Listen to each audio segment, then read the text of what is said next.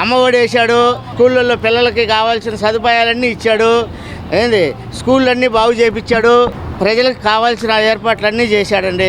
45 సంవత్సరాల వయసు దాటిన వాళ్ళకి 15,000 రూపాయలు వేస్తానన్న స్కీమ్ ఒకటి ఆయన మెయింటైన్ చేస్తున్నాడు. చంద్రబాబు నాయుడు ఇందులో చేయనిది ఏంది, అన్నీ చేశాడు. ఇప్పుడు ఆరు అమలు అన్నాడు, 6 అమలు పూర్తి చేశాడు. ఇంకా చేయాల్సింది అమరావతి. ఇప్పుడు ఆ అమరావతికి కేంద్రం ఇచ్చే డబ్బుల్ని ఏ రకంగా నొక్కేయాలని చెప్పి చూస్తున్నారు. అది తిరస్కరించారండి. పెట్టెలు ఎత్తుకోకపోతే ఎవడు బాధ్యుడు? నేను ఎగ్జామ్స్ రాశాను, నేను రాసిన ఎగ్జామ్స్ కరెక్టో కాదో మార్కులు వేసే టీచర్ చూడాలి కదా. అంతకుముందే ఈ ఎగ్జామ్స్ రాసిన పేపర్లు దొంగతనం చేస్తే ఇంకా నాకు మార్కులు ఏమొస్తాయి? అక్కడ అసలు దిద్దడానికి వెళ్తేగా అవి పెట్టలే ఇక్కడ ఎర్రర్ అయిపోయినాయి. ఇంకా ఎక్కడున్నాయి? ఇప్పుడు ప్రజల్లోనే ఉన్నాడు, ప్రజల్లోనే తిరుగుతున్నాడు. జగన్మోహన్ రెడ్డిని ఇప్పుడు ఏం చేద్దామని, జైలు వేద్దామని ఉంది చంద్రబాబు నాయుడికి. వేస్తే వేసుకొని జైల్లో ఉంటే కూడా గెలవడా ఏంటి? 2019 ఎన్నికల ముందు పాదయాత్ర చేసి వచ్చి 151 సీట్లు గెలిచారు. ఇప్పుడు ప్రజల్లోకి వెళ్తున్నారు. దీనివల్ల మరి అసలు 151 కాదండి, 164 వాళ్ళ కౌంటింగ్లోకి వెళ్ళిపోయినాయి. వైసీపీ వాళ్ళ కౌంటింగ్లోకి వెళ్ళిపోయినాయి. వాళ్ళకి రావాల్సిన 11 వీళ్ళకి వేశారు. ఎవరు లెక్క పెట్టారు? ఎక్కడ పెట్టెలు కరెక్ట్గా చూశారు? అర్ధరాత్రి కాడ ఓట్లు వేపించే రాజ్యం వీళ్ళేగా తెచ్చింది. ఎప్పుడన్నా సాయంత్రం 6 గంటల తర్వాత ఓటింగ్ పోల్ జరిగిందా? మనం తప్పు చేయలేదని అనుకుందాం. ఆంధ్రప్రదేశ్లో 6 గంటల తర్వాత ఓటింగ్ ఎక్కడైనా జరిగిందా? ఈవీఎంలు వచ్చిన తర్వాత అయినా జరిగిందా? లేదు కదా. ఈవీఎంలు వచ్చిన తర్వాత అర్ధరాత్రి తర్వాత ఓట్లు ఎక్కడ జరిగినాయి? తెల్లవారుజాము దాకా ఓట్లు వేస్తే ఒక నియోజకవర్గం మొత్తం మీద ఒక ఊరిలో ఒక్క ఓటు పడుద్దా? ఆ ఊరిలో జనం అందరూ చచ్చారా? కనీసం 50% అన్న పోల్ అవ్వాలిగా. ఒక ఓటు ఏంటి? ఒక పెట్టెకి ఒక ఓటేనా పడేది? ఊరు మొత్తం మేము ఓట్లు వేసామంటున్నారు, పెట్టెలో మాత్రం ఒకటే ఉంది. మరి టీడీపీ అన్నమాట, వైసీపీ అని విమర్శించట్లేదు, వైసీపీ అని విమర్శించట్లేదు. జగన్ చేసిన పథకాలలో మేము జగన్ చేసినవి అన్నీ తీసేస్తాము, మా పరిపాలన ఇలా ఉంటుందని చెప్పి ప్రజలకు చెప్పమనండి, లేదా తీసేయమనండి, తీసేసి ప్రజల్లోకి రమ్మనండి. చంద్రబాబు నాయుడు తప్పు చేస్తున్నాడని మేమేం అంటలా. ఆయన కూడా మంచి చేయాలనే వచ్చాడు, చేయడానికి ఆస్కారం లేదు. ఆయన అన్నీ చేసిన తర్వాత ఏం చేయడానికి ఆస్కారం ఏది? అక్కడ ఆయన చేసినవన్నీ ఇది మంచిది కాదు, నేను తీసేస్తాను, ఈ పథకం నేను చేయను, ఈ పథకానికి బదులు ఇంకో పథకం పెడతానని చెప్ప మేము కూడా హర్షిస్తాం. జగన్మోహన్ రెడ్డి బాగా చేశాడు. 2 సంవత్సరాలు కరోనాలో చేసిన మొగోడు ఇంతవరకు ఆల్ ఇండియాలో ముఖ్యమంత్రి జగన్మోహన్ రెడ్డి ఎవడు చేయలేదు. ఆయనంటే సీఎం అంటే ఆయనకు 170, ఈసారి 175 వస్తాయి. 250, 210 పెంచినా ఆయనే ముఖ్యమంత్రి ఈసారి. మరి 2024లో 11 సీట్లుగా పడిపోయింది కదా. అప్పుడు అది అంతా మోసం సార్, అది మోసం దగా. మనకి ఇంటికి వచ్చే రేషన్ డోర్ డెలివరీ వ్యాన్ కూడా రద్దు చేయడం జరిగింది. ప్రభుత్వం ఏం చెప్తారు? రద్దు చేయడం మంచిదంటారా, ఇంకో మంచిదంటారా? ఉంచాలి కానీ ఆడలు ముసలి వెళ్ళి తెచ్చుకుంటారా? చెప్పండి ఒక మాట. ఎవరన్నా కానీ ఇప్పుడు మనం కానీ మేము వెళ్ళి తెచ్చుకుంటాము, ముసలి ఎక్కడ తెచ్చుకుంటారు? రేషన్ బియ్యము అది తేడా. అది ఏంటంటే ఈ గవర్నమెంట్ నడుస్తుంది, నడపండి, ఏం చేద్దాం. ఇంకా 1 సంవత్సరం అయిపోయింది, ఇంకా 4 సంవత్సరాలు ఉంది. Next government CM Jaganmohan Reddy. చాలా బాగుందండి చంద్రబాబు నాయుడు గారు పెట్టింది. హైదరాబాద్ అంతా ఉండే కాబట్టి మన ఆంధ్రప్రదేశ్ రావడం కూడా చాలా ఆనందంగా ఉంది. చంద్రబాబు నాయుడు మహిళలకు మా కోసం ఆలోచించి ఇవన్నీ చేయటం కూడా చాలా ఎందుకంటే మహిళలు చాలామంది ఛార్జెస్ పెట్టుకోకుండా ఉండే వాళ్ళు కూడా చాలామంది ఉన్నారు. వాళ్ళందరికీ ఉచిత ప్రయాణం, బస్సు ప్రయాణం చేయటం కూడా చాలా ఆనందంగా ఉంది. మాకు అందరికీ చాలా అదృష్టంగా భావిస్తున్నాం. పథకాలు ఇవ్వడం కొంచెం లేట్ అయింది, నుంచి క్రమబద్ధంలో పథకాలు మొత్తం ఇస్తామని చెప్పి. లేట్ అయినా పర్వాలేదండి, లేట్ అయినా అన్ని ఎంటెంటే చేయాలన్న ఆలోచన లేదు. అందులోని ఆంధ్రప్రదేశ్లో చంద్రబాబు నాయుడు రావటం మాకు మంచిగా ఆనందంగా ఉంది. పవన్ కళ్యాణ్ కూడా రావటం కూడా మాకు ఆనందంగా ఉంది.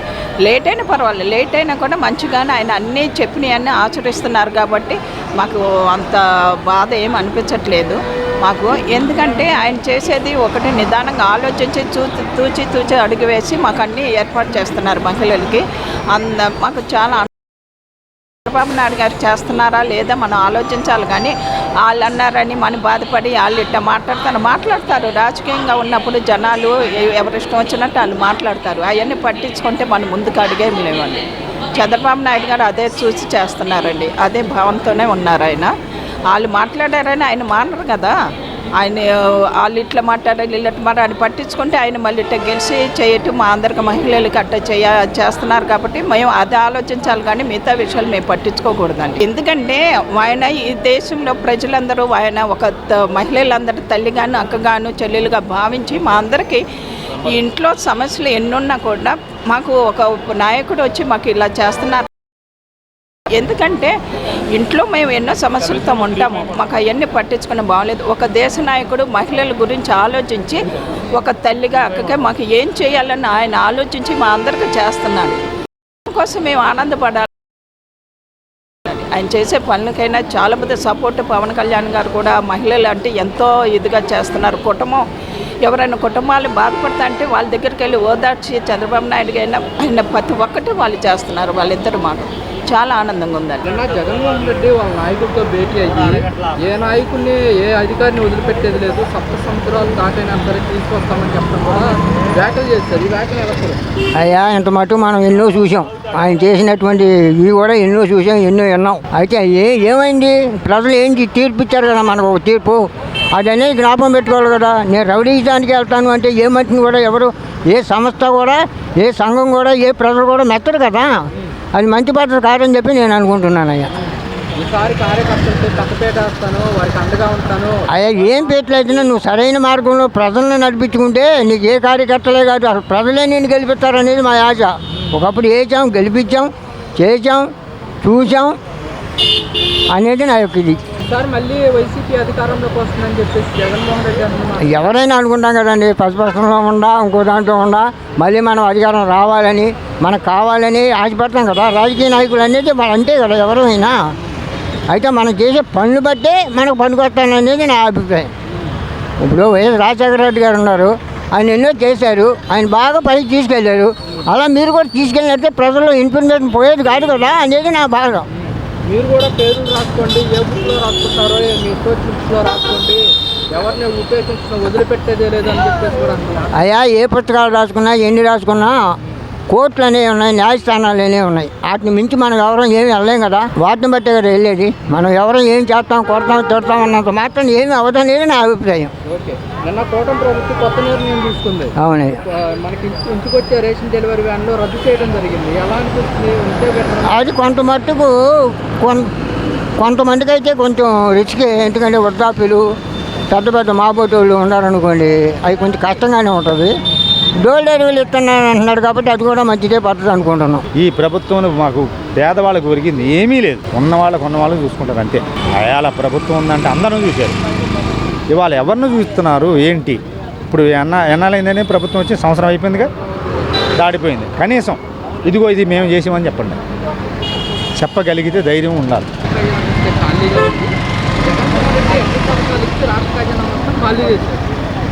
ఖాళీ చేశారు. ఇప్పుడు మీకు వచ్చేది ఆలో ఆయన ఖాళీ చేశాడు. ఆయన ఖాళీ చేసినా సరే అంత అన్ని పథకాలు అమలు చేశారు కదా. ఖాళీ చేసిన మాట వాస్తవమే, సరే కాదనం, కానీ అన్నీ అమలు చేశారుగా. మరి మీరు కూడా ఖాళీ చేయండి, సరే మీకు రావటం లేదా?